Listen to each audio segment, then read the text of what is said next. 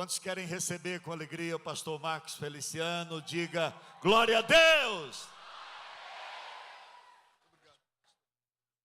Pastor, eu só quero saber se eu só tenho 15 minutos para pregar? Não, ali é o horário, 15 segundos. Não custa perguntar, né? Eu cumprimento a todos com a paz do Senhor. Ele disse que eu posso ir até às 5 da manhã aqui. Tudo falso. Uma alegria estar aqui na cidade de Palmeiras. Quero cumprimentar o pastor Eurípides. O senhor é muito simpático. E eu já vi um sorriso bonito, mas igual ao dele eu nunca tinha visto não, né? A pastora Nair, que me deu um abraço ali. Obrigado, pastora Nair, Deus abençoe. O vice-pastor da igreja, o pastor Daniel, que me recebeu ali. O Daniel é um gigante, né? E a esposa dele, pastora Vanessa. O líder do Oeste Goiano, pastor Ataú Alves. Cadê o pastor Ataú? Foi arrebatado também, né? Coordenador do Oeste aqui da Almadego, o pastor Gidalt, também está chegando. Então não tem ninguém aqui, eu vou parar de... Eu vou falar de mais ninguém. O seu nome não está aqui? Ah, Gidalt é você? Prazer. Mas eu não tenho memória tão boa assim, né? Cumprimentar o deputado estadual Henrique César, um grande amigo, o federal Jefferson, e o líder de jovens, pastor Wilson. Gostei da sua barba. Eu cheguei aqui, olhei para ele e falei assim: o Leônidas dos 300 de Esparta. É só ele falar aqui, Ahu. Cadê os homens? 1, 2, 3. Eita, que me arrepiou tudo aqui, ué. Alguém trouxe Bíblia? Abra a sua Bíblia ou ligue a sua Bíblia no livro do Gênesis. Gênesis capítulo de número 37. Versículo de número 19.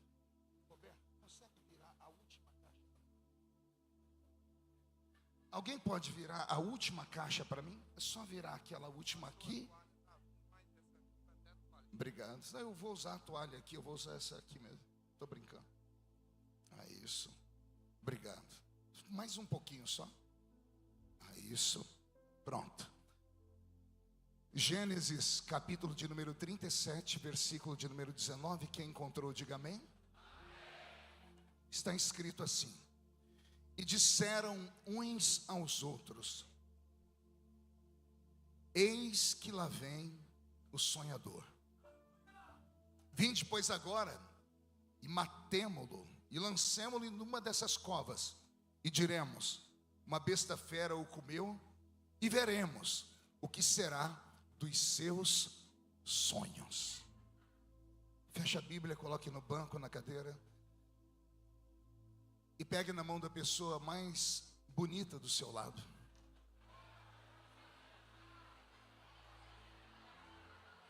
Ficou difícil?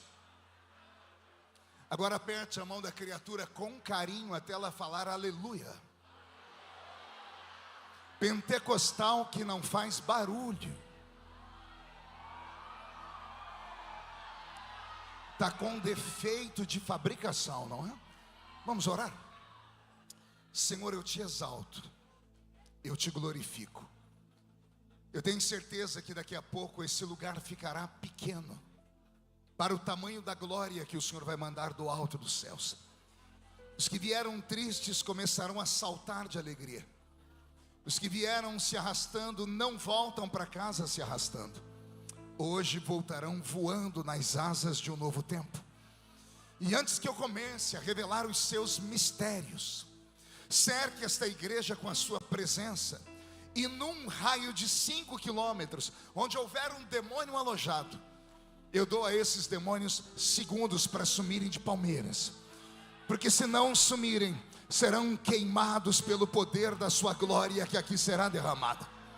Rasgue o céu sobre nós. Manda anjos de fogo descerem aqui. Que estes anjos desçam trazendo brasas de fogo nas mãos. Comecem a esparramar estas brasas entre nós.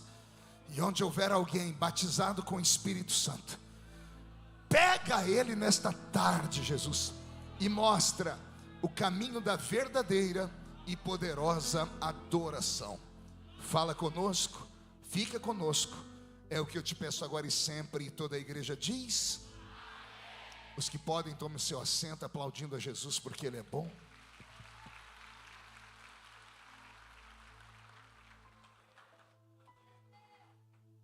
Graças a Deus. Antes de pregar, eu queria fazer um pedido. Posso?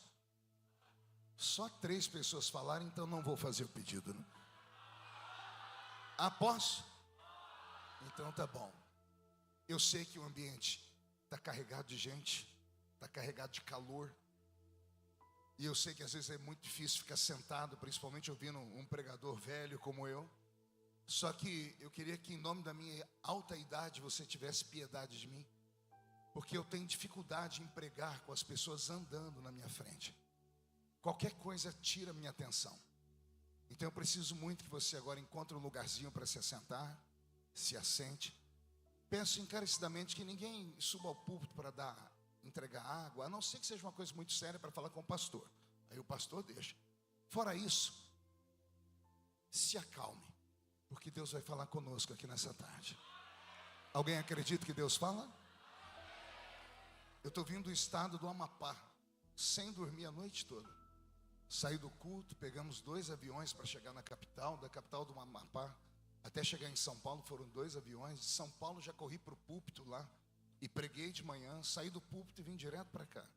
Saindo daqui eu vou para Goiânia fazer o encerramento da noite lá na Almadego.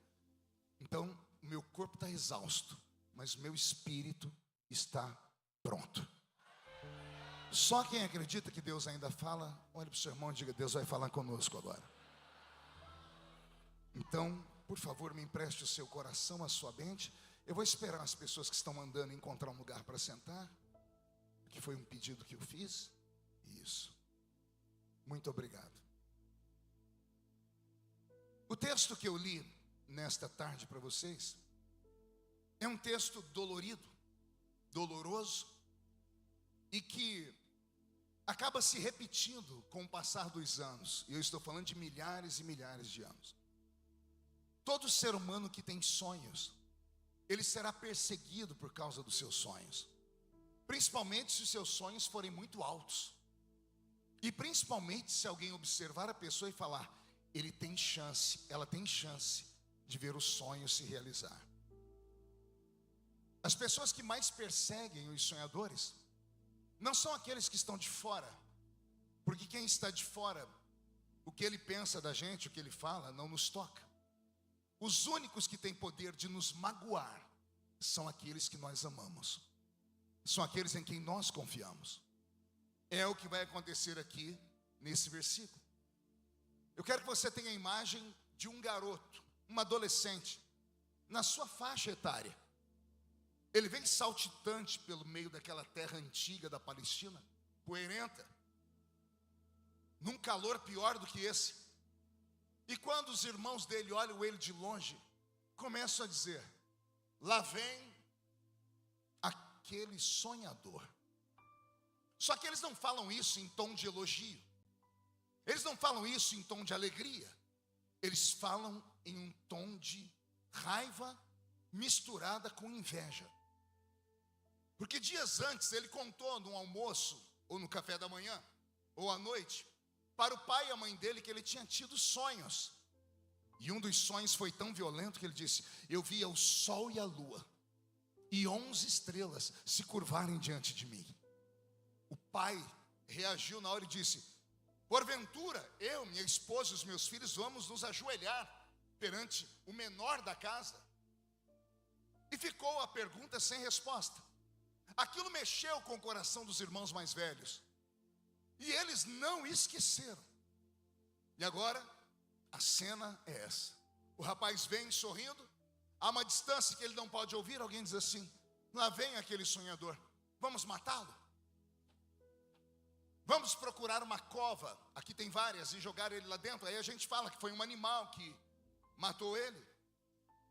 E não bastasse o requinte de crueldade, olha como eles terminam: e aí nós vamos ver o que será dos sonhos dele.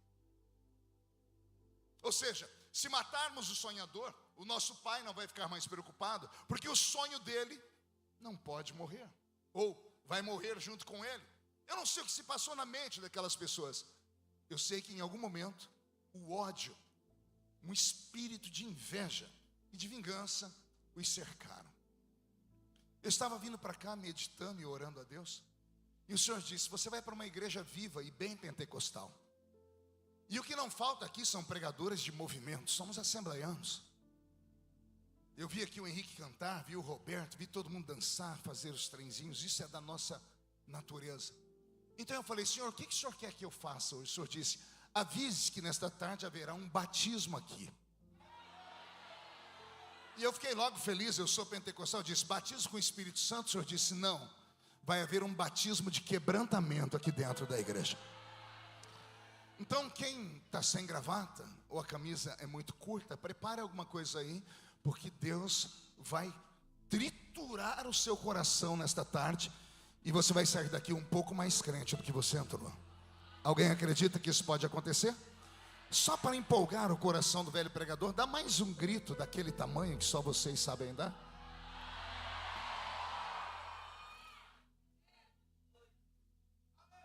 Eu fui jovem, como a maioria de vocês. Só que eu não tive o privilégio de congregar numa igreja linda como essa. Eu não tive o privilégio de ser tão bonito como vocês. Eu não tive o privilégio de ter saúde como vocês têm. Eu era só um garoto.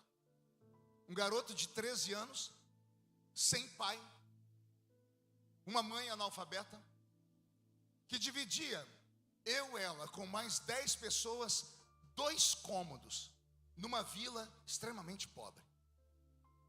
O cômodo que chamávamos de quarto era um vazio e os colchões ficavam encostados na parede. Na hora de dormir, a gente colocava os colchões e todo mundo dormia amontoado. Aprove Jesus entrar naquele vale, naquele lugar abaixo da linha da pobreza, abaixo da linha da dignidade humana, e encontrar esse garoto. Eu sempre digo que não fui eu que encontrei Jesus, foi Ele que me encontrou. E por que não fui eu que o encontrei? Porque eu tinha e carregava traumas, carregava dores na minha alma. Porque eu acordava no meio daquela multidão de gente dentro daquele quarto, olhava para o teto sem forro. E já garoto começava a pensar: como será amanhã? Na minha cidade não havia escola particular, a gente estudava tudo junto em escola pública, meu líder. E lá na escola pública estava eu e os meninos ricos, e a gente dividia tudo. E eu me lembro que a minha maior tortura era quando a gente saía de férias, porque na volta a professora exigia que todo mundo fizesse uma redação.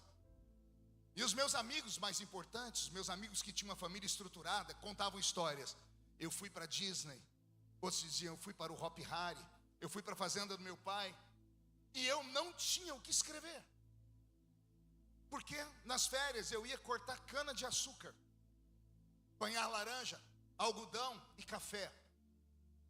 Não era hobby, era para colocar comida na mesa.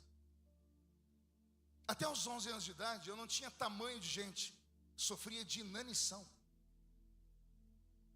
Uma coisa é você nascer em uma família estruturada, onde você conhece seu pai, sua mãe, onde você tem 4 refeições por dia, e onde no final da noite você senta no colo da sua vovó, que vai lhe contar uma história lúdica do Chapeuzinho Vermelho ou da Gata Borralheira.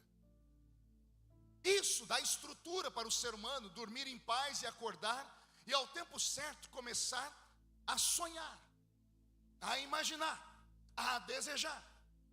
Mas um menino como eu não tinha sonhos. Com 13 anos eu estava drogado, por falta de perspectiva de futuro, somado a uma frustração do passado. E naquela época não havia nomenclatura para a pior doença da história, que é a depressão. E o que é a depressão, pastor? É um acúmulo de frustração de um passado que você não conseguiu viver, porque você não teve oportunidade nenhuma, somada a um vazio de uma perspectiva de um futuro que não existe ainda e que possivelmente ele nunca irá existir. Quando isso acontece, a alma do ser humano ela é arrebatada e levada para dentro de um limbo, O que é um limbo? É um vazio entre o certo e o errado, entre o céu e o inferno, entre viver e morrer. E quando uma pessoa perde a vontade de viver, na verdade, ela não quer morrer, ela quer matar aquela dor que está dentro dela. E eu era só um ser humano. Aí aprova Jesus eu entrar dentro de uma igrejinha pequena. Era 4x3. Não havia púlpito. Havia 2 instrumentos, um pandeiro e uma sanfona. E havia aquele velho presbítero assembleiano. Alá assembleiano antigo, com aquela barriga lá, curva da prosperidade. Cemitério de frango. A gravata dele ficava aqui por cima da barriga. E eu, quando garoto, a gente brincava muito, dizia assim, esse é assembleiano de verdade, porque ele já vem com um púlpito embutido aqui, né? É só colocar a Bíblia aqui em cima, né? Então, eu entrei dentro de uma igrejinha pequena. E eu não entendi nada do que o pregador daquele dia pregou, porque alguém me levou para o culto. Mas eu sentia tudo que ele falava. Eu comecei a chorar no meio do culto. Não era um culto com uma multidão, era um culto com Pedro, Tiago e João. Aquele culto de gato pingado, era uma quinta-feira chuvosa. Mas antes disso, uma coisa me impactou. Eu sentei do lado de um garoto que era meu vizinho, eu nem sabia que ele era crente. Era um crente 007, né? Aqueles crentes que não contam para ninguém que ele é crente. E ele ficou valente no culto, porque ele começou o culto como eu, observando. Daqui a pouco ele começou a dar umas tremidas, aí ele levantou a mão para cima, aí ele deu glória a Deus. Daqui a pouco ele fez Yehu! E cada vez que ele gritava, eu ia me afastando dele. Eu falei, que é isso? Que loucura é essa? Daqui a pouco ele danou a falar umas coisas que eu não entendia nada, que no fim do culto eu chamei ele e disse assim, a sua mãe é dona de uma floricultura? E ele falou, por quê? Mas você passou a reunião inteira falando samambaia, samambaia, samambaia. Que samambaia é essa? E ele falou, não é samambaia não, é língua de anjo. Falar isso para um garoto de 13 anos, no meio do nada, sem perspectiva de futuro, é no mínimo uma loucura. E eu olhei para ele e ri e disse, você fala na língua desses anjos? Ele disse, eu falo. Eu falei, você não está lembrado de mim, mas eu te conheço. Você estudou comigo em 2 anos na escola e você fugiu da escola. Você não fala nem a língua portuguesa. Ele falou, não falo porque eu fugi da aula. Mas a língua dos anjos eu nunca faltei nenhuma aula. E eu disse, mas quem é o professor? Ele disse, é o Espírito Santo. Eu falei, isso é muito louco. Ele disse, está escrito na Bíblia. E eu que tinha sido coroinha na igreja católica, li a Bíblia inteira com 9 anos de idade, a Bíblia Ave Maria. Eu disse, eu nunca vi isso na Bíblia. Ele disse, está escrito em Atos dos Apóstolos, capítulo 2. Eu disse, então me mostra. Ele disse, eu não sei ler. Eu disse, então deixa que eu vou procurar. Olhei o índice da Bíblia, achei Atos dos Apóstolos, sentei num canto e comecei a ler. Li com tanta força que eu decorei o texto. Estavam todos reunidos no mesmo lugar. Quando de repente veio do céu um som, como de um vento forte e impetuoso, que encheu a casa onde estavam assentados. E foram vistos por eles línguas repartidas como que de fogo, as quais pousaram sobre cada um deles. E todos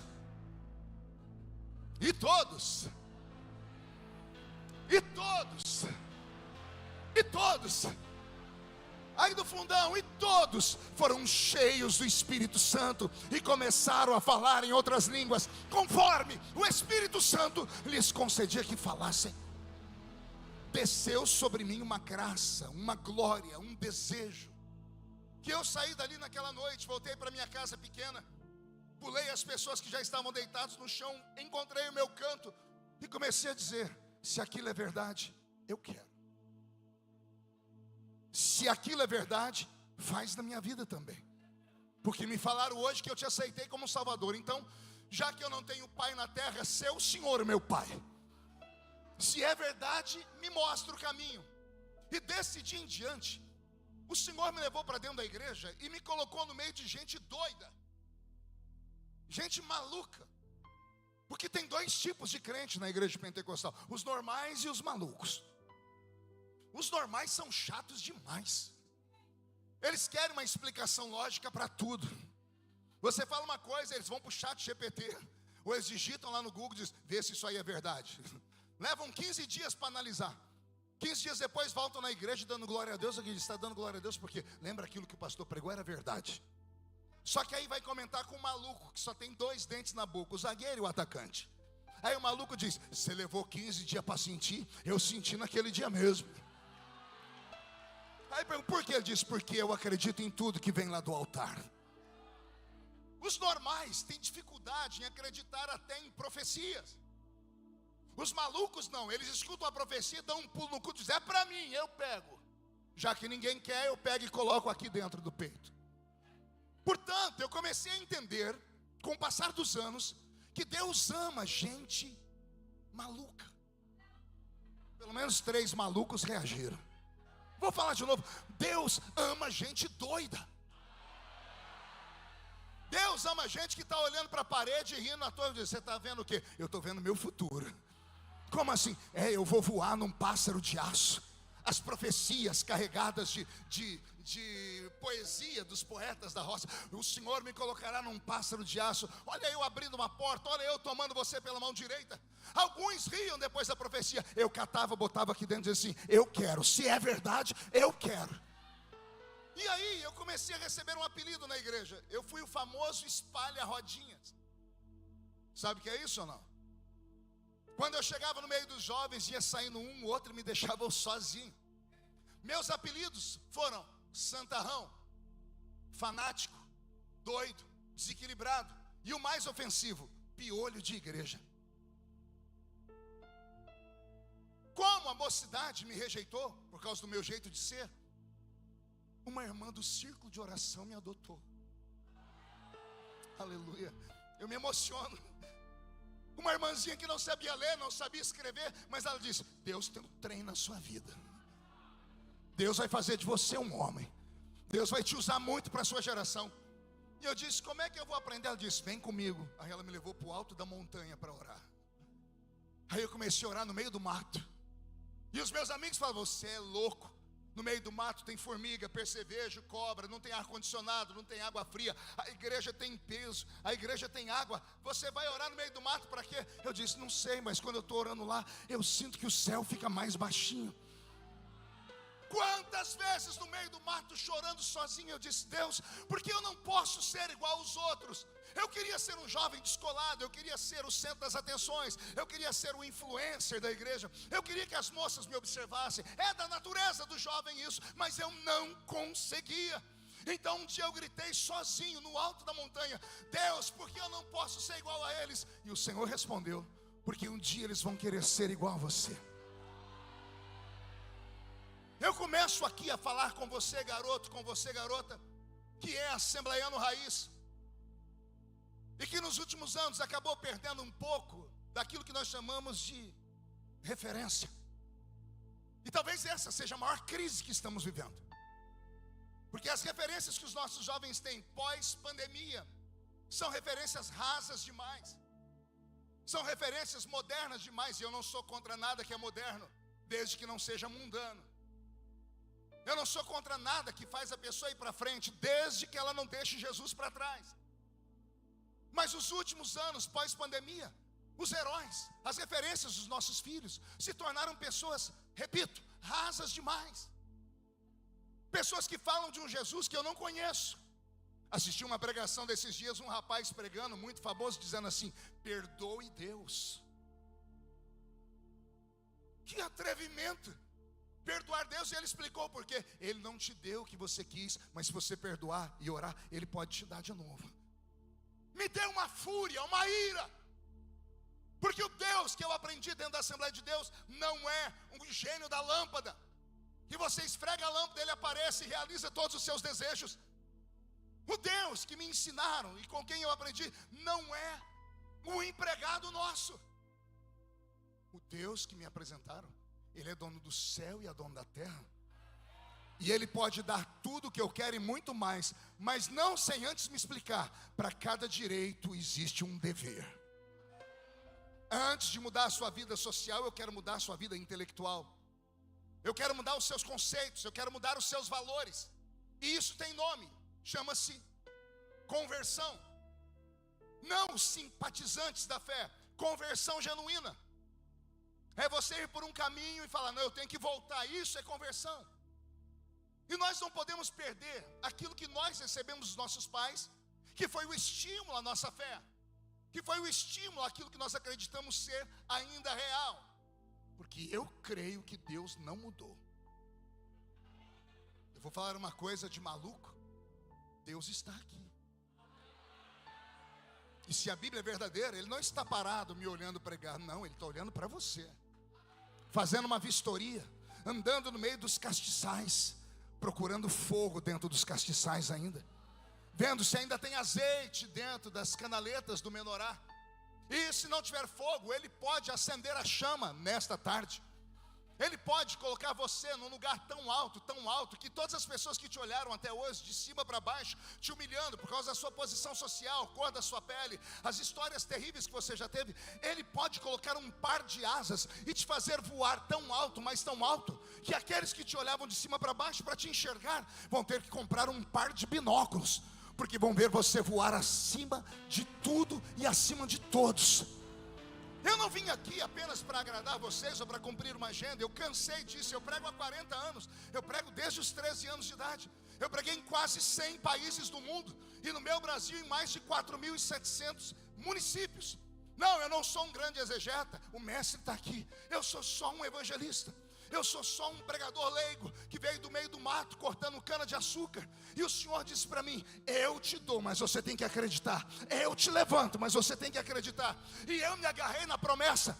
Eu me agarrei na palavra. Eu me aproximei daquelas velhinhas que só tinham os 2 dentes na boca, o zagueiro e o atacante. Eu me aproximei das mulheres do coque, aquelas que quando oravam batiam o pezinho no chão e a gente não entendia nada, mas sentia tudo. Eu me aproximei de uma Assembleia de Deus viva, um Pentecoste verdadeiro.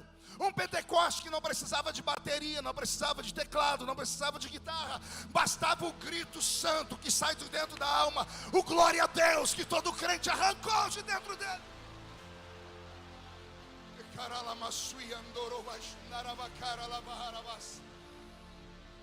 Pastor, o senhor está muito bravo. Estou, porque o tempo está acabando. E não é hora de brincar. Se Jesus tivesse te levado em lugares onde eu fui, você entenderia por que às vezes eu fico furioso. Eu prego pelo mundo há anos. A primeira vez que eu preguei na Europa, 25 anos atrás, havia fome de Deus. Volto agora, quase todo ano eu vou, mas o ano passado eu fiz 18 países. E vi a Europa, que foi cristianizada uma vez, se tornar um califado muçulmano. As 10 maiores cidades da Inglaterra, os prefeitos são muçulmanos. Na França, as igrejas que tem lá são apedrejadas pelos muçulmanos. Igrejas de língua portuguesa. Aí eu fico imaginando, como é que a Inglaterra de John Wesley, o pai do avivamento, um homem desse tamanho, calçava número 33. Eu fui na casa dele em Londres, fui só para chorar. Vi o guarda-roupa dele, uma roupa parecendo de criança. Aí a curadora do museu me chamou no canto e disse, vem cá que eu vou te mostrar o melhor lugar da casa. Um cômodozinho com um orador. Sabe o que é um orador? Aquilo que se coloca para os noivos ajoelharem. Só que não era vermelho, bonito e nem tinha almofada, era de madeira. E tinha 2 marcas enegrecidas na madeira e afundadas. E a curadora, emocionada, disse, foi aqui que Deus provocou o maior avivamento do mundo. Eu falei, como? Ele ficava ajoelhado 11 horas. Ele dizia, eu não tenho tamanho para ser um pregador, eu não tenho voz eloquente, minha voz é fina, eu tenho dificuldades. O seminário batista me rejeitou, me chamaram de maluco, esquizofrênico, mas quando eu oro ao Deus dos céus, Ele pode mover. 11 horas ele afundou aquela madeira no chão. A Inglaterra de John Wesley está morta, porque em algum momento os crentes se perderam. Venderam o seu direito de primogenitura, perderam as suas características, perderam a sua identidade e se tornaram meros membros de banco, exatamente como são os bancos. Se tornaram como madeira, prego, tinta, plástico, ferro. Entram as pessoas vazias da igreja e saem ocas. Não, pastor, a gente grita. Sim, a emoção é fácil de ser manipulada. Eu sou um pregador pentecostal. Poderia trazer uma mensagem aqui que em 10 minutos vocês estavam virando do avesso. E por que o senhor não faz, pastor? Porque os meus cabelos ficaram brancos. Onde a música, Beto? A minha barba ficou branca. E eu tenho filhos. E eu vejo as minhas filhas sentarem ao redor da mesa, e quando eu começo a contar tudo que eu vivi, elas choram dizendo: pai, mas existia isso? Tinha profecia? Tinha revelação em sonhos? Eu disse: sempre tivemos. Aí um dia minha filha perguntou: por que acabou, pai? Por que acabou? Eu estou numa Assembleia de Deus. Está ali a nossa missionária de 93 anos. Pergunte para ela, sente com ela um dia e fala para ela: conta para nós as histórias. Aí você vai entender o que eu estou falando. Eu vou usar aqui uma linguagem moderna, de um poeta moderno que fez uma música que todo mundo canta, mas parece que canta da boca para fora. Quem já pisou no santo dos santos, em outro lugar não consegue viver. Explica, pastor, explico. Quem já experimentou o que eu experimentei? Quem já ouviu o que eu ouvi? Quem já sentiu e viu o que eu vi e senti? A gente parece que está fora do eixo. Nos últimos anos, não parece que eu estou pregando para uma igreja, parece que eu estou pregando para figurantes daquela série chamada The Walking Dead. Mortos que caminham, zumbis, pessoas que vêm à igreja sem saber o motivo e passam o culto inteiro olhando o pregador com cara de preconceito. A música todo mundo gosta, e eu não tenho nada contra isso. Todo mundo gosta de pular, gritar, se emocionar e dizer: Deus falou comigo, eu senti Deus aqui, eu chorei. A senhora chora em casa, a senhorita chora em casa escutando Gustavo Lima do mesmo jeito. Isso não quer dizer que é Deus falando com você. Uma massagem no seu ego. Por isso você gosta da música. Aí quando começa a palavra você diz: nossa, ele não vai parar de falar não. Só tem uma coisa que pode mudar a sua vida: é a palavra. Amo a música, ela rega a terra para a gente jogar a semente, mas a semente é a palavra. Se você não voltar a amar esse livro e caminhar com ele, você nunca vai entender o que esse velho pregador está falando. Aí Deus plantou dentro de mim sonhos. Plantou o que, igreja? Eu sempre fui muito atrevido.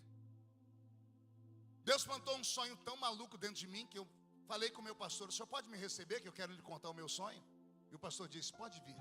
O meu pastor era um pastor da Bahia, baiano. Só que ele era um baiano sem pescoço. Tem dois tipos de baiano: o que tem pescoço, você vê, e aquele que a cabeça é assim. Esses pastores, só Jesus na causa. Pensa num homem bravo. Eu cheguei na casa dele usando um embornal. Vai ter que dar um Google. Só os velhos aqui que já trabalharam na roça, quem sabe o que é um embornal aí? A mãe costurava um saco e botava uma corda assim, e lá dentro estava a minha Bíblia. Ô Bíblia, ela caiu tantas vezes da minha bicicletinha barra forte que um dia eu falei: abra o livro no livro de João. Eu falei: mas o que o Apocalipse está fazendo aqui? Você ri porque não era você, bocó. Aí eu cheguei lá usando um chinelo havaiana. Não desses de hoje, modernos. Era da época que a mãe da gente só comprava chinelo havaiano. E detalhe, era reciclado. Porque quando ele quebrava, a mãe pegava um ferro, pegava um grampo de cabelo chamado ramona. Vai anotando aí. Pegava um prego, esquentava no fogo e furava e botava um ferro ali. E eu voltava a usar o chinelinho havaiano. Um dia eu cheguei na igreja, um palhaço lá falou assim para mim: você é pentecostal mesmo? Eu falei: por quê? Ué, você veio andando, você passava o pé no chão, saía fogo. Chinelinho de fogo era eu. Cheguei lá com essa roupa rasgada, e o pastor disse: o que é que você quer, garota? Eu disse: eu quero falar para o senhor que Jesus pôs um sonho dentro de mim. Que sonho? Eu quero ser missionário. Ele disse: aonde? Eu quero ser missionário num país chamado Romênia. E ele olhou para mim: de onde é que fica isso? Eu disse: fica no noroeste da Europa, perto da Rússia. Ele disse: e por que você quer ir para lá? Eu disse: porque eu li um livro. Qual? Torturado por amor a Cristo. Pastor Richard Hurbrand. Aleluia. Eu tive a graça de ver esse homem pregar um dia, lá em São Paulo, pessoalmente. No meio da pregação era tão difícil que tinha que traduzir do romeno para o inglês, do inglês para o português. Era uma bagunça que ninguém entendia nada. Ele mandou os intérpretes calar a boca e dizer: fique em silêncio que eu vou pregar de um jeito que todo mundo entende. Peço licença à igreja. E ele, de terno e gravata, tirou a gravata, tirou o paletó e tirou a camisa. Pense num escândalo. Mas quando ele tirou a camisa, ele ficou de costas. E o Espírito começou a visitar a igreja. Não havia espaço nas costas dele que não tivesse uma cicatriz de uma chibatada. Ele sofreu por 18 anos atrás da cortina de ferro. Destruíram a igreja dele, mataram a mulher dele, mataram o filho mais velho dele, arrancaram as unhas dele mais de 20 vezes, tiravam ele do lugar quente, jogavam ele dentro de um lugar gelado, só para ele negar Jesus. Aí ele contou para nós, toda vez que eu lembro eu me emociono. Ele disse: teve um dia que eu não aguentei. Colocaram na minha frente o meu filho de 6 anos e disseram: você só tem ele, ou nega ou a gente mata ele. E ele disse: Jesus, eu aguentei tudo, eu perdi esposa, perdi. Pai, me deixa só hoje, porque eu quero ter meu filho. Ele disse que quando ele foi ajoelhar, o menininho soltou do soldado, correu até ele e falou assim: pai, não seja covarde. Eu estou indo para encontrar a mamãe, e eu estou preparado, e logo, logo o senhor vai também. Não nega Jesus, papai. Quando você escuta isso, quando você lê livros sobre isso, tudo na sua vida perde o sentido. Não tem TikTok mais, não tem blogueiro, não tem querer ser jogador de futebol, não tem querer ser modelo fotográfico, ser advogado, nada mais te toca. Você entende que alguém morreu por aquilo que acredita, e quando aquilo te pega, não tem homem na terra, não tem demônio no inferno, e não tem anjo no céu capaz de arrancar de dentro dele a chamada divina. Por que o senhor está pregando aqui, pastor? Porque no meio dessa moçada toda, o senhor disse para mim: há um remanescente aí dentro. Explica, pastor. Há alguém que é filho, que é neto, que é bisneto de alguém, que agora pode estar vivendo uma vida mais assim mundana, que agora está vivendo aí com esse cabelo parecendo que a vaca deu uma lambida por cima, está aí com esse brinco bonito, esse rosto corado, mas de vez em quando se pega sozinho no quarto, se pega lembrando daqueles cultos de antigamente, onde você disse: me usa, me levanta. E eu vou te dizer uma coisa: Deus não leva nada em brincadeira. Ele anotou tudo que você falou naquele culto. Cuidado com o culto. Não deixa a sua emoção te levar, porque tudo que você fala, o Senhor anota. E quando chega o tempo, Ele vai te procurar. Eu olho para vocês e eu não vejo jovens, eu vejo brasas de fogo. Eu vejo respostas de orações de países inteiros. Eu vejo o futuro da Assembleia de Deus. Chego no interior como esse, eu respiro fundo, porque eu digo: Senhor, ainda há esperança. Se você soubesse o que Deus tem na sua vida, garoto, se você soubesse o que Deus tem na sua vida, garota, por um momento apenas você fecharia os seus olhos e falaria: se é comigo, fala, Deus.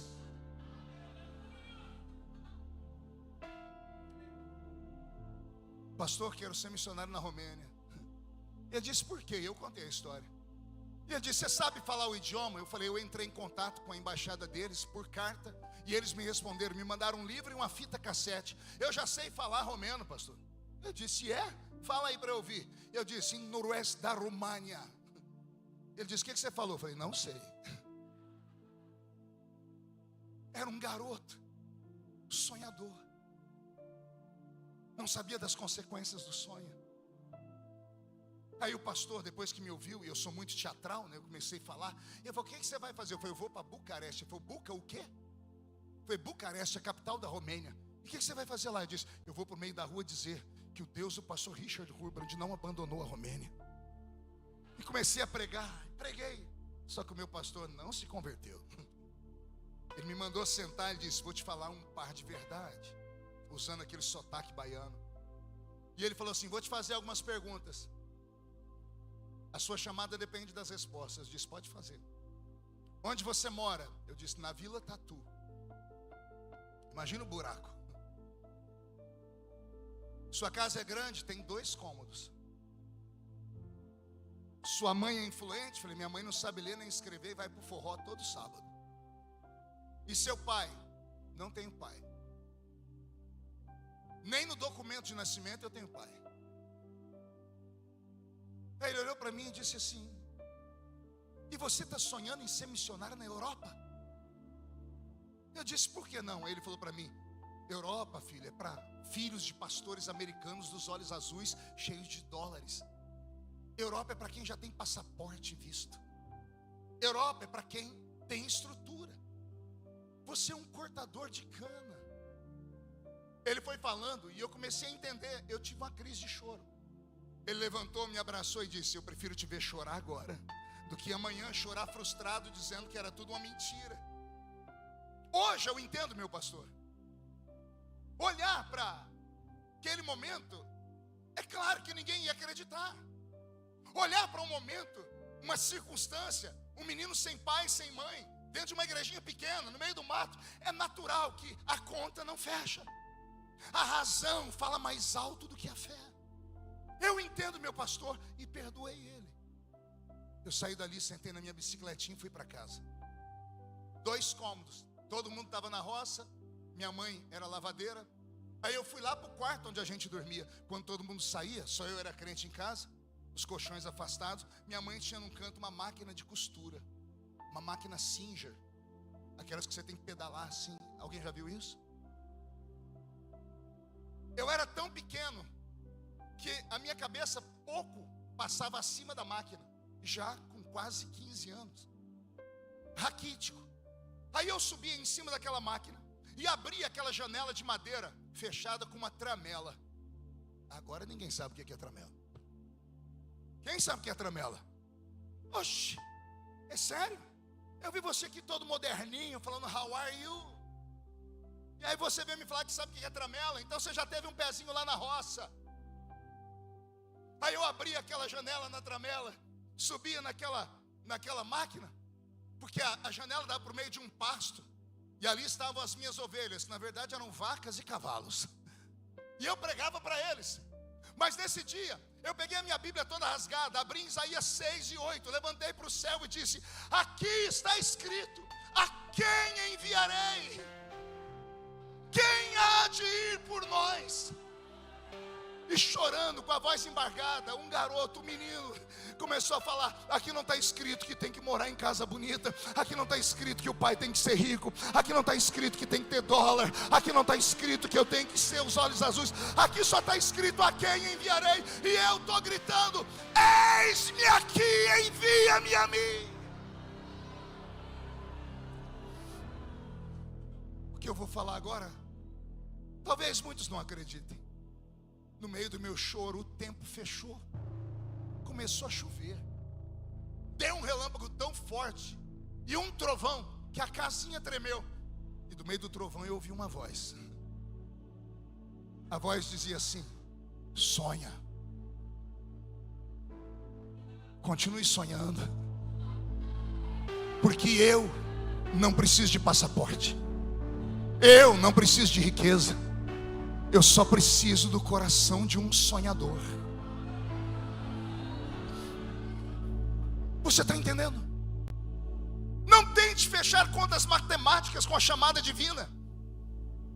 Deus não olha para o seu intelecto. Aliás, Deus tem dificuldade em usar pessoas extremamente preparadas, porque elas já vêm tão prontas que Ele não consegue esvaziá-las para enchê-las. Aí Deus pega gente que não tem nada, gente sofrida. Deus ama gente sofrida. Deus ama filhos que não têm pai. Deus ama filhos que têm pais abusivos. Deus ama filhas cuja mãe nunca deu a elas a dignidade. Se você soubesse porque essa pessoa está do seu lado, ela não grita, ela não fala em línguas. Alguém diz: essa pessoa é muito gelada, é muito gelada, essa pessoa é fria. Não, não é. Só ela e Deus. E meia dúzia de gente da família sabe o que ela já passou. Abusos, estupros, oportunidades roubadas, sonhos destruídos. E aí a pessoa entra aqui dentro e não consegue se soltar, porque tem um bloqueio na alma dela. Entre o espírito e a alma dela há um conflito. E não tem ninguém que resolva. Talvez um psicólogo destrave. Minha esposa é psicóloga. Às vezes ela consegue destravar, mas tem vezes que não dá para destravar. E aí o que eu faço, pastor? Aí eu vou para a palavra. A palavra de Deus é viva e eficaz, mais penetrante do que espada aguda de 2 gumes. E ela vai exatamente ali no conflito, na divisão da alma e do espírito. O que a palavra faz? Ela te faz ter vontade de viver de novo. Ela faz você ter vontade de levantar das cinzas e falar assim: o diabo não me arrasta, a depressão não me arrasta, a síndrome do pânico não me arrasta, porque eu sei que o meu Redentor vive e em breve vai se levantar para me socorrer. Eu continuei sonhando. E não é que alguns anos atrás eu estava em Israel, na beira do Rio Jordão, batizei 140 pessoas. Quando terminei de batizar, levantamos as mãos para terminar, chegaram 3 gigantes, 2 homens e uma mulher. A mulher tinha 1,98 m, os homens tinham mais de 2 metros de altura, usando roupa de batismo. Só que aqui na frente estava a imagem de Maria. E eles começaram a falar comigo em inglês e disseram: o senhor pode nos batizar? Eu disse: why? Por quê? Eles disseram: porque nós estamos lá naquele canto e eu vi um grupo. Nós olhamos para cá e nós vimos a cena da Bíblia. Falei: como? Nós vimos o céu aberto e uma luz descendo aqui. E eu falei: vocês são o quê? Nós somos anglicanos. Eu falei: ai, Jesus amado. Aí os 140 crentes que eu batizei estavam lá, com o olho desse tamanho, dizendo assim, uns fazendo assim, dizendo: olha a roupa. Aí eu falei: Jesus, o que eu faço? Lembrei de Filipe. Eu gritei com o rapaz, com eles assim, dizendo: vocês creem em Jesus como Salvador? E eles: yes, we believe in Jesus. Cremos. Eles: vocês acreditam que o sacrifício dele foi o suficiente? Sim. O sangue dele tem poder? Tem. Aí eu olhei para a multidão e disse: eles acreditam. É o eunuco de Candace dizendo: eis aí a água, o que me impede de ser batizado. E Filipe diz: se tu creres de todo o seu coração, nada. Começaram a chorar e chegaram à seguinte conclusão: pode batizar, pastor. Aí fui eu batizar, desse tamanho, que jeito, as pedras escorregando. Veio uns 4 para descer cada um deles nas águas. Batizei os 3. A multidão saiu, eu fui para um canto, sentei numa pedra, estava tirando a meia. Chegou um deles, olhou para mim e disse assim: posso te fazer um pedido? Eu disse: pode. Quando você for na Romênia, visita a minha casa.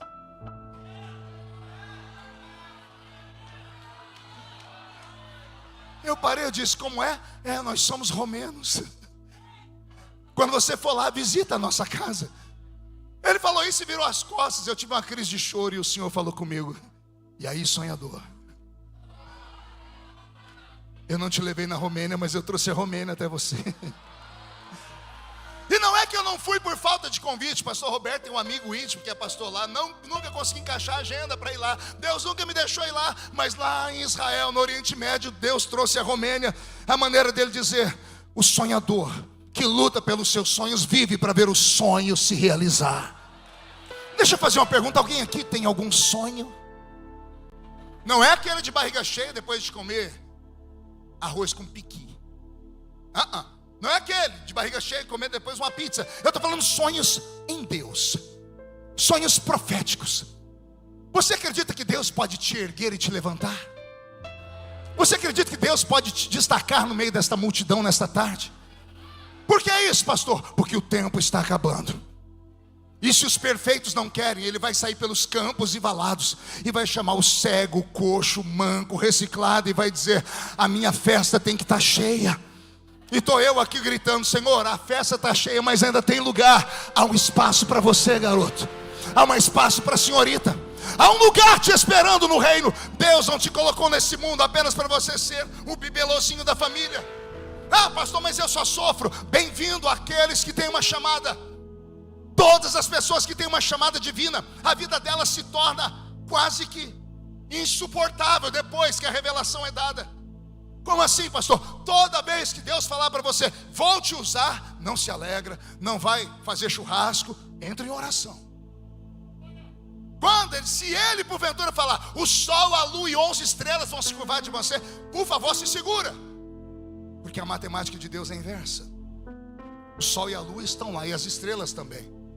Aí Deus está dizendo que vai transportar esse menino sonhador até lá. O sol e a lua e as estrelas vão se curvar. Deus mostrou que ia erguer ele bem alto, sim ou não? Aí a primeira coisa que Deus faz é pegar aquela altura e envergar e fazer um buraco. Depois da profecia, ao invés de subir, ele caiu numa cisterna. Se arrebentou todo lá dentro. E qual o crime dele? Sonhar. Um sonho que Deus plantou dentro dele. Qual o crime dele? Brilhar. Qual o crime dele? Ser diferente. Eu estou falando com você. Você não nasceu, você estreou nesse mundo. Você não é tão pequeno como pensa. É o que o diabo quer que você acredite. O diabo é louco para te destruir, porque ele sabe o futuro? Não, ele não sabe o futuro. Onisciência é uma obra que só o Senhor Deus tem, é um poder que só Ele tem. E como é que o senhor sabe que o diabo me odeia? O diabo é psicólogo. Um dia ele ficou te olhando muito, quando ele olhou para cima, ele pegou a janela do céu aberta e Deus te olhando também. Como assim, pastor? Meu pensamento, de vez em quando parece que o Senhor fica entediado. Ele diz, deixa eu olhar lá na terra.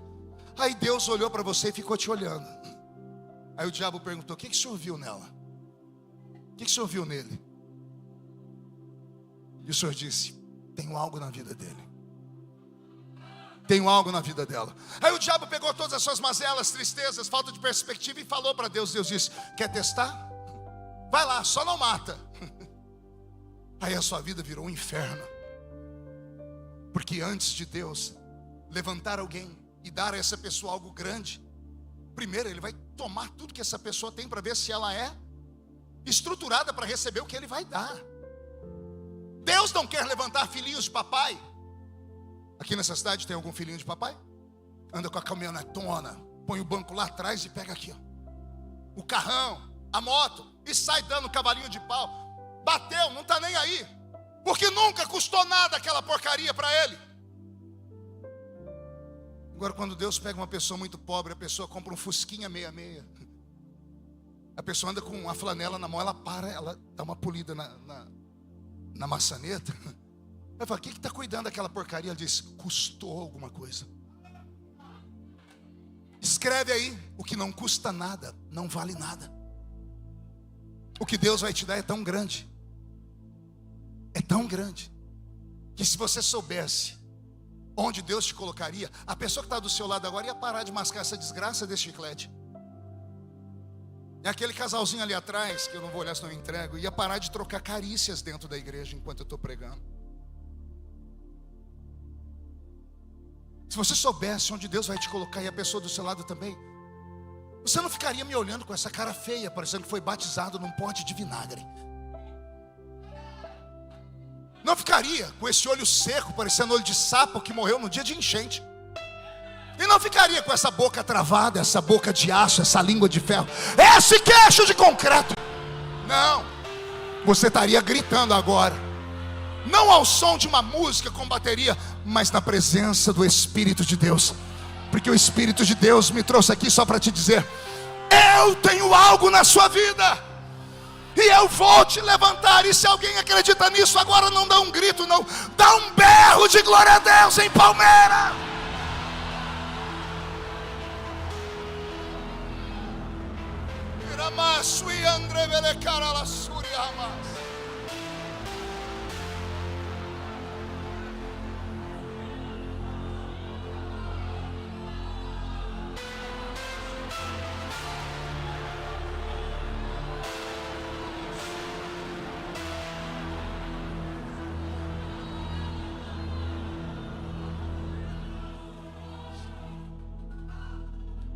Pastor, olha as minhas condições.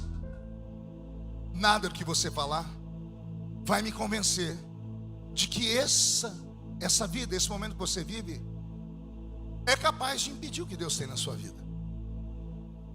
Eu pregava em Angola a primeira vez na África, 25 anos atrás. O país destruído em guerra. Jonas Savimbi ainda estava vivo, líder da UNITA, brigando com o governo, na época já do general que antecipou a vida do Zé Eduardo. Luanda parecia uma cena de filme de terror. 60 mil pessoas mutiladas, sem pernas, sem braço, por causa das minas dentro da cidade. Eu preguei 40 dias. Meu primeiro culto eu tive que pregar 5 horas e meia. Porque eu preguei 1 hora, quando eu fui entregar o microfone, o pastor falou: é só isso? Vocês brasileiros só tem isso? Agarrei o microfone, preguei mais 1 hora, eu fui devolver, ele falou: continua. Mais tarde eu descobri que aquele povo que estava me ouvindo não tinha para onde ir. Não tinham casa, não tinham comida. E no final do culto o pastor dava uma sopa. Então ficava todo mundo, ele diz: alimenta o nosso povo. Depois de 40 dias estou eu na porta do aeroporto, uma surpresa, 5 mil africanos. Levaram tanto presente, não pude trazer nenhum. Pão duro, roupa colorida, saquinhos de arroz, saquinhos de feijão, laranja. Eu agradeci e dei na mão do pastor que me convidou. O povo começou a cantar e a dançar, louvando a Deus pela vida de um garoto do meio do mato. Aí veio um homem, ele foi rompendo a multidão, me assustei. Pense num homem de uns 2 metros de altura, mas parecia uma vareta. Eu olhei para ele, lembrei do nome de um filme, O Colecionador de Ossos. Ele só tinha osso, barriga e cabeça. Ele chegou perto de mim, veio cara a cara, eu olhei aqui, porque eu vi no umbigo dele. Falei: pois não. Ele disse: o senhor acredita nas coisas que o senhor prega? E eu disse: por quê? Eu estou te acompanhando há 40 dias. Eu disse: mas eu preguei a 50 quilômetros daqui. Eu caminhei a pé a madrugada inteira para te ouvir pregar. E depois voltei mais 50 quilômetros. Caminhei dias para te ver pregar. E todo dia o senhor falou: Deus pode te levantar. E eu vim aqui perguntar para o senhor se Deus pode me levantar mesmo. E eu fiz uma pergunta inocente, falei: por que Deus não te levantaria? Ele disse: o senhor está vendo a minha roupa? Aí eu reparei que ele só tinha um short e uma camisa rasgada, descalço, sem dentes. Ele falou: eu durmo ali, pastor, uma praça de frente ao aeroporto na época. Aquele banco é meu. Eu disse: e daí? Foi daí, pastor, que ali sentado naquele banco, ou deitado, que eu saio, vou à igreja, escuto a palavra, como um prato de sopa por dia e volto. Eu não tenho pai, não tenho mãe, não sei ler nem escrever. O senhor acha que Deus pode me levantar? E a minha voz embargou. A razão começou a gritar: não fecha a conta. Banguelo, pobre, sem pai, sem mãe, sem roupa, sem dinheiro, sentado num banco. Não estou te escutando mais, acabou o som. Queridos, devolve o som aqui para ele, por favor, em nome de Jesus. Sonoplasta, ele está dizendo que você tirou o som dele, mas não está vindo som nenhum. Então devolve aqui, por favor. Depois vou aí te dar um beijo. Pelo sorriso ele está carente. Final do culto, todo mundo dando um beijo nele. Agora só, querido líder, me ajuda aqui, que eu preciso ouvir o som do teclado dele. Tá bom? Voltando. Aquele rapaz mexeu comigo e eu falei: eu não vou mentir para ele. Aí eu fui dar uma resposta para ele, que é a resposta que todo pastor dá quando ele não acredita no que você está falando. Vou entregar aos pastores agora. Toda vez que você contar alguma coisa para um pastor ou para alguém que é crente, a pessoa fala assim: vamos orar?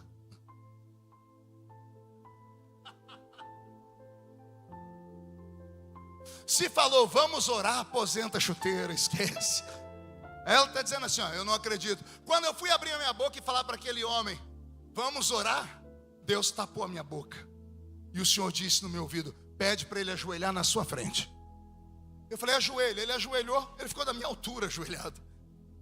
Eu disse: e agora? O Senhor disse: abraça ele e ora, porque eu vou transferir do que eu te dei para ele.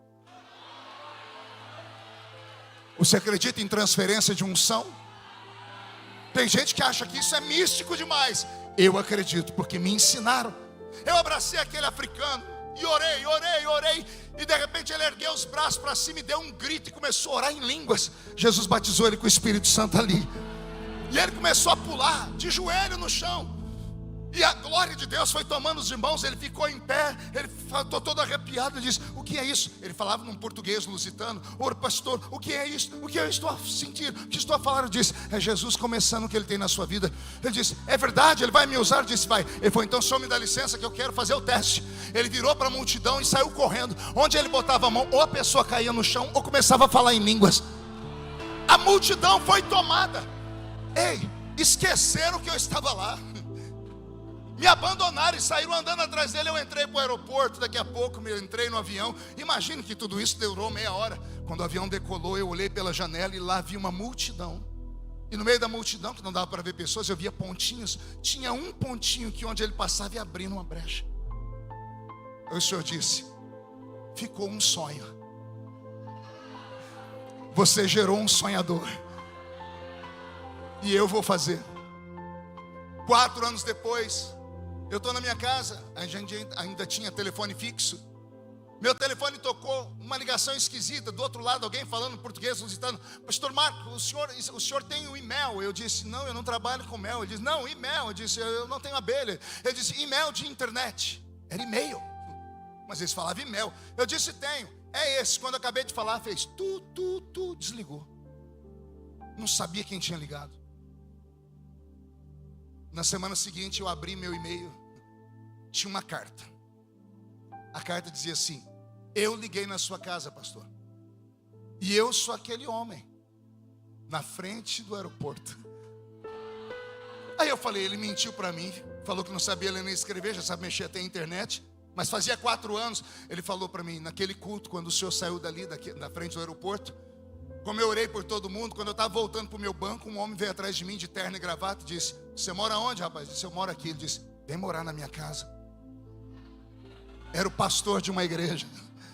Falei: eu não tenho muito, mas o que eu tenho eu vou repartir com você. Pastor, eu comecei a comer, me alimentar, fui ficando bonito, fui engordando. Os médicos sem fronteiras foram em Angola. Tinha dentistas, fizeram implante de dente em mim.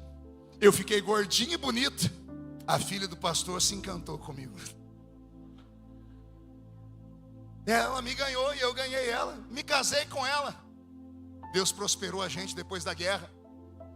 Meu sogro, meu pastor, me mandou para o Brasil fazer teologia. Não sem antes me colocar numa escola para aprender a ler e escrever. E eu estou ligando para o senhor para te agradecer. Eu disse: pelo quê? Pelo senhor ter acreditado em mim. E eu me emociono porque eu não acreditei nele. Eu esqueci da minha história. Eu esqueci do cortador de cana, do filho de uma mãe solteira. Eu achei que estava por cima, capaz de julgar os atos espirituais ou entender tudo. Aí ele me quebrou, ele disse: muito obrigado, porque eu sou o primeiro do meu país a fazer teologia no Brasil. E nós vamos abrir uma escola aqui em Angola. Ei, sonhe. Sonhe de olho aberto. Não olhe as circunstâncias, eu repito. Não deixe ninguém matar o seu sonho. Se afasta de coveiros de igreja. Se afasta de gente que nunca conquistou nada e não quer que você conquiste também. Se aproxime de gente mais crente que você. Se aproxime de gente que tem experiência. Ao invés de gastar tempo na frente de um videogame, ao invés de gastar tempo na frente do TikTok, vai na casa daquele irmãozinho aqui do interior, na casa daquela irmãzinha, daquele presbítero. Eles ainda estão vivos, mas as memórias vão morrer com eles. Procura hoje, bebe da fonte e se alimente, porque vai chegar uma hora que Deus vai te levantar. E quando Deus te levantar, se lembra de mim, porque nós vamos dividir púlpitos ainda. Eu estou velhinho, mas eu acho que eu aguento ainda mais uns 10 anos se Jesus não voltar. Eu vou estar sentado, você vai estar pregando, vai olhar para trás e diz: eu estava lá naquele congresso, lá em Palmeiras, no meio do povo. Eu era rebelde, eu era isso, eu era aquilo. Ninguém acreditava, mas aquele dia o Espírito de Deus plantou sonhos dentro da minha alma e eu me levantei. O Senhor te trouxe hoje aqui para ressuscitar a sua alma, para ressuscitar os seus sonhos, para ressuscitar os seus desejos espirituais. Nós não somos comuns, somos pentecostais, somos caminhantes de dois mundos. Parte de nós vive na terra, a outra parte vive nas regiões celestiais. E se alguém acredita nisso, agora não dá um grito nem um berro, agora faz essa igreja tremer numa adoração profunda e extravagante.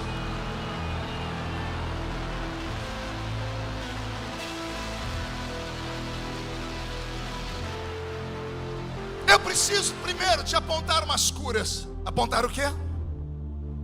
Curas. Toda pessoa que perde os sonhos é porque ela foi magoada. E a mágoa é um demônio. Ela endurece o coração. Não deixe que nada do passado se torne um fardo pesado demais para você ficar caminhando com ele para o futuro. Não fica lambendo as feridas com pena de si mesmo. Isso não ajuda em nada. Deus não consegue ajudar covardes. Ele ajuda os fracos. Não confunda fraqueza com covardia. O fraco é fraco, mas tem coragem. O fraco não tem força, mas ele luta pelo que ele acredita. E você acha que eu estou falando muito? Chegando no céu, procura Davi e diz: que força você tinha para encarar Golias? Você vai dizer: nenhuma, mas eu tinha coragem. Não te mandei eu? Esforça-te, tem bom ânimo, não pasmes, nem te espantes, porque o Senhor teu Deus será contigo por onde quer que você andar. Vai, Josué, se apegue a esta promessa. Quem tem promessa não morre. Você não entendeu, eu vou falar de novo. Quem tem promessa está proibido de morrer até o sonho se cumprir na vida dele. Alguém aqui tem promessa? Levante a mão direita, chacoalhe ela, coloque no ombro de quem está do seu lado. Agora faz uma tomada disso, ó. Agarrou a pessoa? Chacoalhe ela até ela ficar irritada. Ó, tem gente fazendo assim. Irrita a criatura que está do seu lado. Sacode ela. Ó, aquele canta ali. Vocês não estão ouvindo ou não querem fazer? Agarra o ombro aí. Esse barbudão aqui, ó, que Deus tem algo na sua vida muito grande. Isso, agarrou a pessoa, chacoalha ela e diz assim para ela: Deus te trouxe aqui para isso. Sacode a pessoa, diga: para isso. Deus te trouxe aqui para sacudir os seus sonhos. Deus vai sacudir as suas memórias, a sua entrega. Deus vai sacudir tudo aquilo que Ele falou. Deus vai sacudir a sua família, o seu trabalho. Deus vai sacudir a sua vida intelectual. Deus vai sacudir esta cidade, esta igreja. Deus vai sacudir o estado de Goiás. E se você acredita nisso, adore, reage, pelo amor de Deus.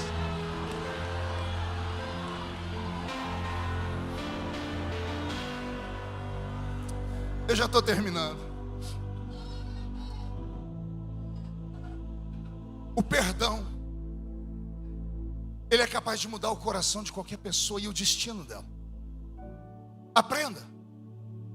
Perdoar não é esquecer. Porque se assim fosse, só Deus perdoa. Porque Ele pega o passado da gente e joga no lago do esquecimento. A gente não perdoa. Não no sentido de esquecer. Perdoar é uma escolha. É você engolir sapo, caranguejo, olhar para a pessoa e dizer assim: eu não vou deixar isso me destruir. A mágoa não faz mal para quem te magoou, ela faz mal para você. Assim como o perdão não faz bem para quem te magoou, o perdão faz bem para você.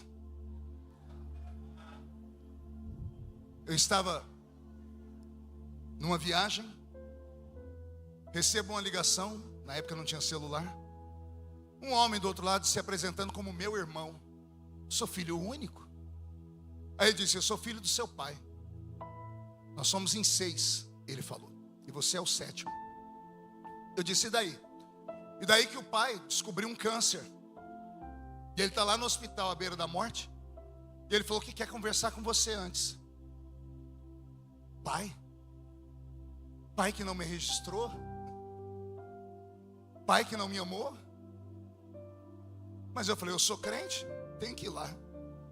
Cheguei de viagem, fui lá. Abriu a porta do quarto, eu entrei, tinha um homem estranho, peito dele estava aberto, pastor, daqui a aqui.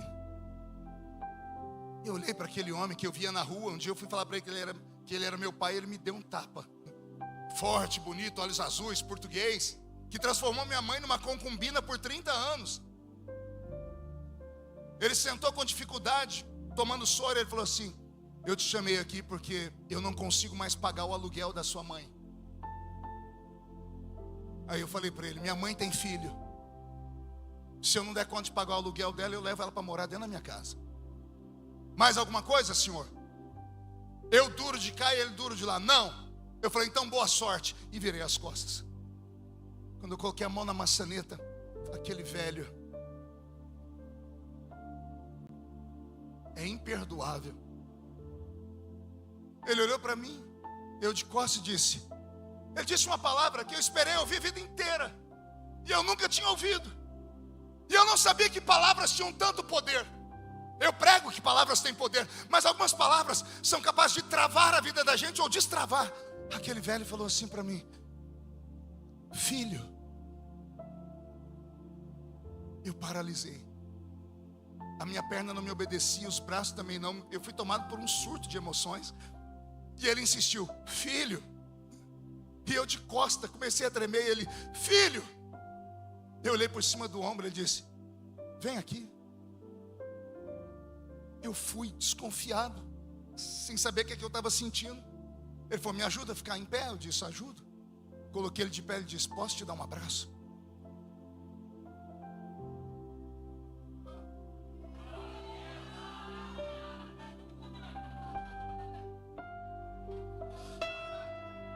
Foi o único abraço que eu recebi do meu pai. E eu não sabia que abraço de pai era tão bom. Eu fiquei abraçado com ele uns 10 minutos, e ele fazendo carinho nas minhas costas e gritando no meu ouvido: me perdoa. Me perdoa. Me perdoa por não ter te registrado. Me perdoa por não ter tido um momento com você, por não ter jogado bola com você. Me perdoa. As unhas dele quase fincaram nas minhas costas. Me perdoa! E eu fui no ouvido dele e disse assim: eu te perdoo. Contra a minha vontade, porque meu coração pede outra coisa, mas eu te perdoo. Ele me abraçou mais firme. Se eu soubesse que ele ia morrer dia depois, eu tinha ficado mais tempo abraçado com ele. Pai e mãe não são perfeitos. Como é que alguém vai te dar aquilo que ela não tem?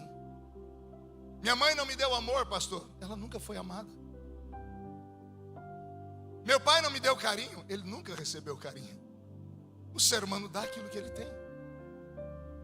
Ah, pastor, mas nem, não importa, está escrito. É o único mandamento com promessa: honra teu pai e tua mãe, para que tudo te vá bem e prolongue os dias na terra. A Bíblia não diz: honra teu pai e tua mãe quando eles forem bons. A Bíblia não diz: honra teu pai e tua mãe quando eles te colocarem numa universidade, quando eles suprirem suas necessidades. A ordem é: honra teu pai e tua mãe, para que tudo te vá bem. Se os seus pais ainda estão vivos, não deixa o culto terminar, não. Manda uma mensagem para o velho. Tem gente aqui que tem parentes em coma, e todo mundo pergunta: por que a pessoa não vai embora? Não tem como ela ir. Só que agora que ela quer se acertar, ela não tem voz mais para falar. E está presa entre dois mundos. A sua voz pode libertar ela. Vou falar de novo. A sua voz pode libertar a pessoa.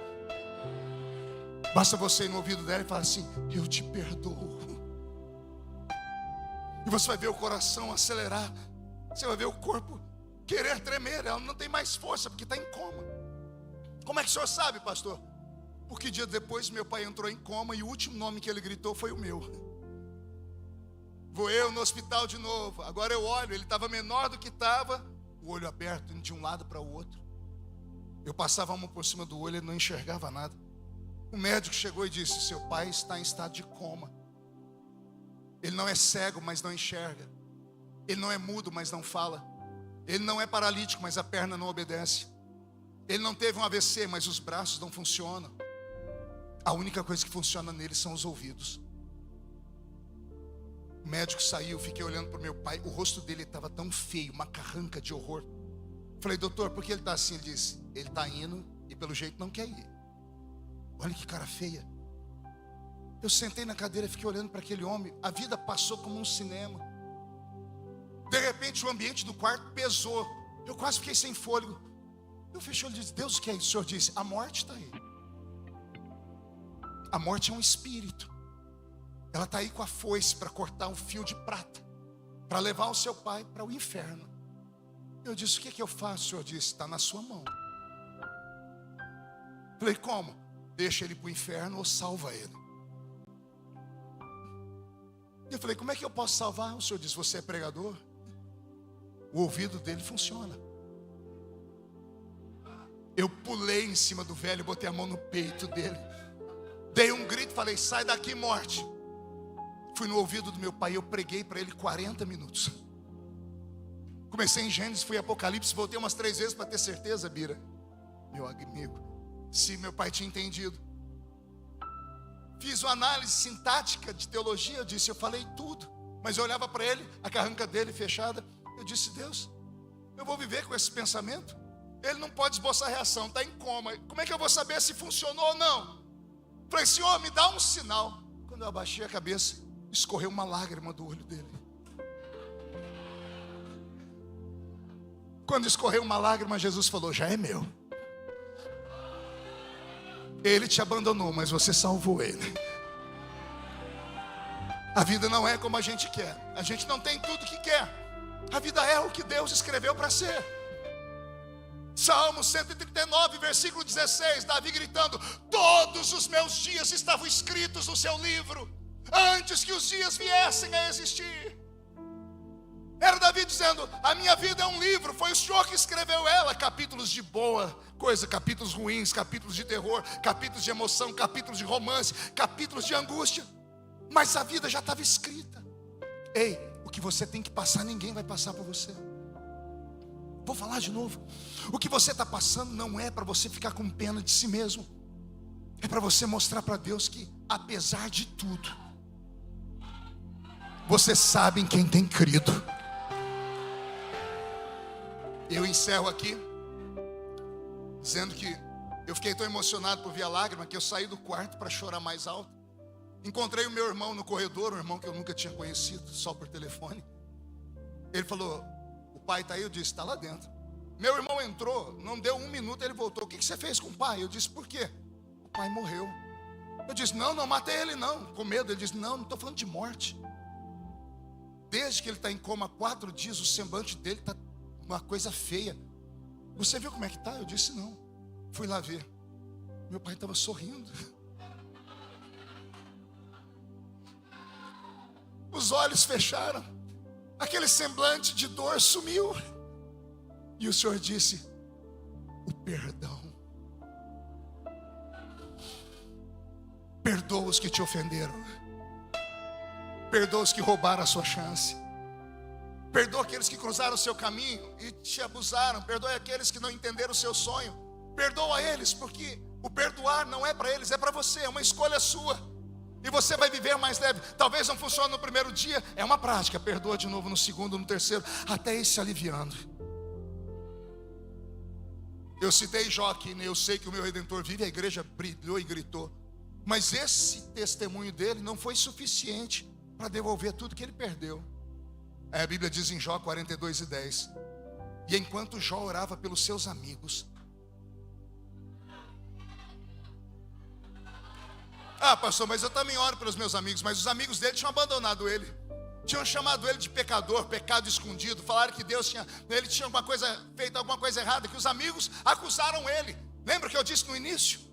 Só pode nos magoar aquele que nós amamos. Jó ficou magoado, porque ele já não tinha filhos, não tinha esposa, não tinha empregado, não tinha casa. Morava no meio do limbo, sentado no meio da cinza, com a desgraça de uma enfermidade que apodrecia ele todo dia. Os únicos que sobraram eram os amigos, mas os amigos também não entenderam, acusaram ele. Ele criou um cancro no coração. Deus não virou o cativeiro dele quando ele cantou. Deus não virou o cativeiro dele quando ele adorou. Mas aí ele disse: eu perdoo os meus amigos. porque eles são meus amigos.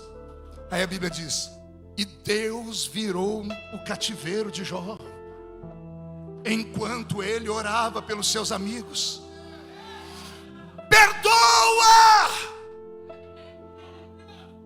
Deixa esse grito entrar na sua alma. Perdoa, escolhe caminhar, porque você é um sonhador. Lá vem aquele sonhador. Fica de pé comigo, sonhador. Eu vou pedir que todos inclinem a cabeça. Eu vou fazer um convite de altar. É um só. Meu horário já estourou, mas nunca mais me deixa voltar aqui. Obrigado, pastor. Obrigado. Fecha os olhos. Eu queria orar aqui na frente, só com gente traumatizada, só com pessoas que têm uma baixa autoestima.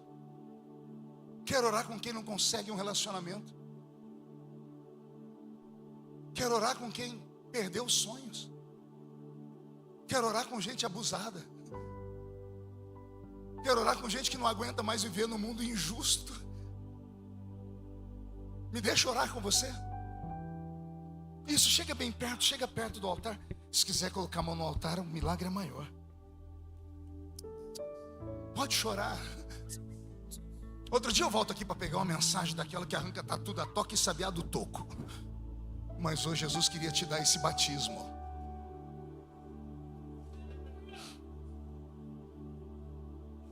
Vem, filha.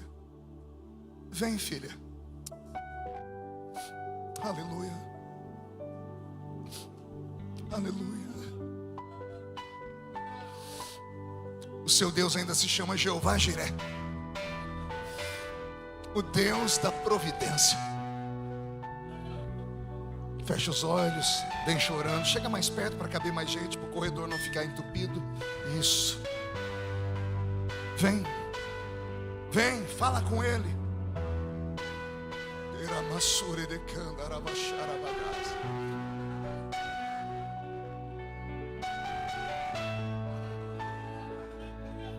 O fogo não me queima, nas águas não vou afogar, pois estás comigo.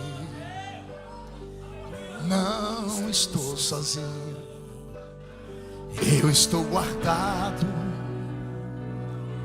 no esconderijo. Não estou sozinho. Tu estás comigo. Temer porque se eu estou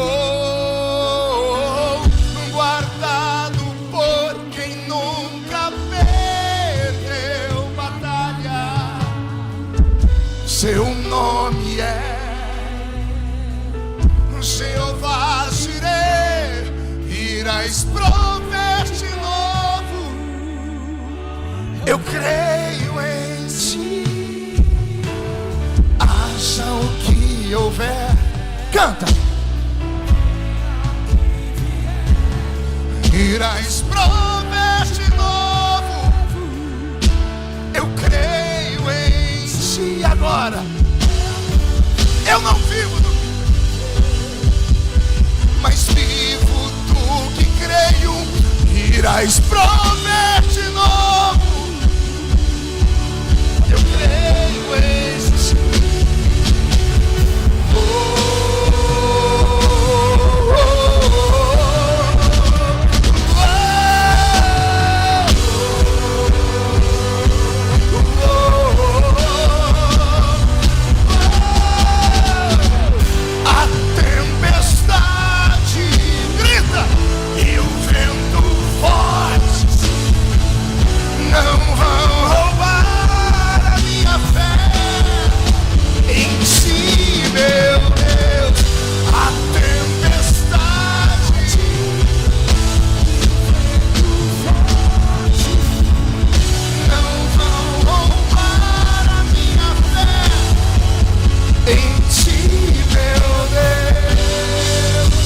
Em ti,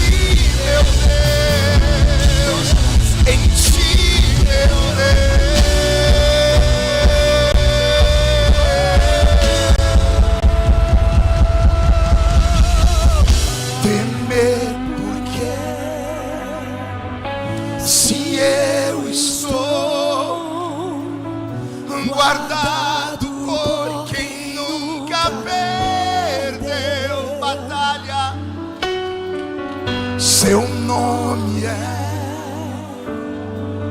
Jeová Jireh. Irás prover de novo. Ele vai prover o amor. Eu creio em Ele vai prover a força. Ele vai tirar você da caverna. Ele vai tirar você do anonimato. Ele vai pegar o passado e colocar num canto do seu coração, e os sonhos vão ser maior do que aquilo que te perturbou. Receba esta unção agora. Receba esta presença, porque é Ele que cura. Segura um pouquinho, Roberto. Fecha os olhos. Eu vou fazer um pedido aos que estão aqui. Tem muita gente ajoelhada aqui. Tem muita gente em pé, sozinha. Você que ficou aí é porque sua vida está abençoada. Você poderia sair do seu lugar e vir aqui e abraçar um deles. Não precisa falar nada, não é profetizar. É só colocar a mão no ombro da pessoa, só para ela sentir que ela não está sozinha. Você consegue romper essa multidão e vir aqui? O pessoal que está aqui na frente tinha que ser os primeiros a virem. Ó, tá vindo gente da galeria lá de baixo, e o pessoal aqui da frente não vem. Vem, pelo amor de Deus, pratica a misericórdia. Vem, isso, se enfia no meio do povo. Vem aqui, se for preciso, ajoelha perto deles. Tem alguém que pode vir? Vem, vem. Tem dias que só resta gemidos. Gemidos que palavras não podem explicar. Ele leva ao Pai as minhas intercessões. Quando dobro os meus joelhos em meio às tribulações, Ele ouve o gemido do meu coração. Vai, ó Jesus, eu te confesso, não dá pra viver sem sentir a tua presença em meu ser. Sou eterno dependente, ser humano tão carente. Estou de novo aqui e quero o seu poder. Cadê o coral mais lindo de Goiás? Ainda que pra te servir, Jesus, eu tenho que chorar. Te servirei porque comigo estarás. Solte a voz. Sofrer contigo é bem melhor do que errar.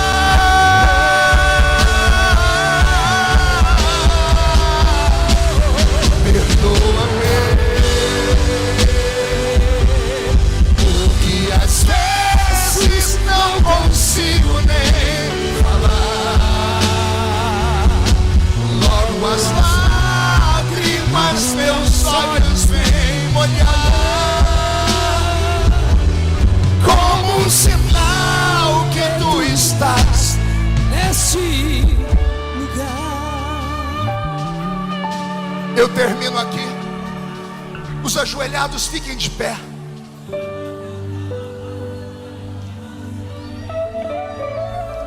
Fica de pé. Ajuda ela, ajuda ele. Chega de humilhação. É tempo de exaltação. É tempo de devolução. É tempo de Deus realizar os seus sonhos. Ainda dá tempo. Ainda dá tempo. Escute o pregador velho e maluco. Levanta a mão direita para o céu comigo. Abre ela e grita assim: todos os demônios que provocaram mágoa, que roubaram a minha saúde emocional, que roubaram os meus sonhos, eu ordeno, venha para a palma da minha mão. Feche a sua mão e segura esses demônios. Eu vou contar até 3, nós vamos jogar no chão e vamos pisar em cima. Vai se cumprir Lucas 10:19. Eu vos dei poder para pisar sobre serpentes e escorpiões, sobre todo o poder do diabo, e nada fará mal a vocês. Aí quando você jogar no chão e pisar com bastante força, você precisa cumprir Mateus 16. Quando 2 entre vós ligam na terra, está ligado no céu. Você vai abraçar 1, 2, 10 pessoas e vai dizer: lá vem o sonhador. Jesus vem buscar uma igreja que sonha e que tem poder. 1, você nunca mais será o mesmo. 1,5, sua família sentirá orgulho de você de novo. 2, quem viver verá, para ver onde Deus vai te colocar. 2,5, eu te encontro por aí nos púlpitos do Brasil e do mundo pregando. 2,75, esta cidade será chamada de terra do avivamento. 3, jogue no chão, pise em cima, abrace alguém e diga: ei, sonhador.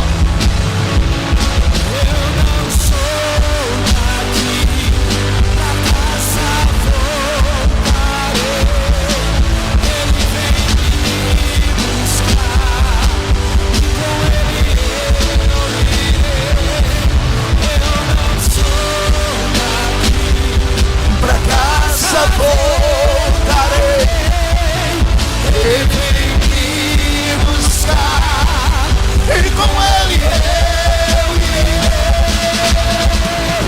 Breve Jesus no céu vai aparecer, e todo joelho se dobrará, e toda língua confessará.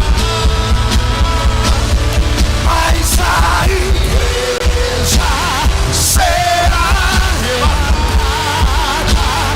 no piscar de olhos. Esta é a igreja do arrebatamento curada, curada. Mas a igreja será arrebatada no piscar de olhos. Acontecerá. Eu envio um recado para o inferno: sai da frente, Satanás! Estamos em guerra!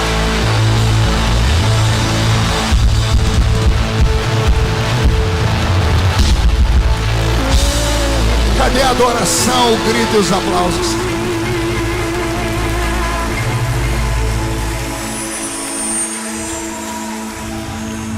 O fato de você sair do seu lugar e veio aqui foi anotado no céu. Eu te vejo por aí. Força, perdoa.